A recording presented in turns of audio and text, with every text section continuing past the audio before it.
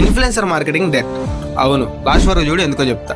మీరు ఒకవేళ business owner అయినా లేకపోతే బిజినెస్ స్టార్ట్ చేద్దాం అనుకున్నా ఈ వీడియో మీకు చాలా యూజ్ అవుతుంది.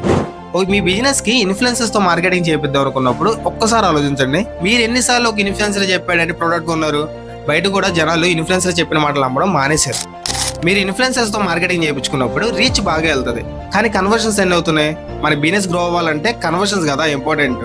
మీరు ఏ ఇన్ఫ్లుయెన్సర్ తో అయితే ప్రమోషన్ చేయించుకున్నారో అదే ఇన్ఫ్లుయెన్సర్ సాయంత్రం గల ఇంకో బ్రాండ్ తో ప్రమోషన్ చేస్తాడు. సో అన్ని ప్రమోషన్స్ మధ్యలో మన ఎందుకు గుర్తుంటది? సో మీ బిజినెస్ ని మీరు గ్రో చేద్దాం అనుకుంటే మీరే డిజిటల్ మార్కెటింగ్ సర్వీసెస్ తీసుకోవడం బెటర్. దీనివల్ల ఆడియన్స్ కి మీ బ్రాండ్ మీద ట్రస్ట్ పెరిగిద్ది, అలాగే మీ బ్రాండ్ వాల్యూ కూడా పెరిగి మీ సేల్స్ ఇంక్రీజ్ అవుతాయి.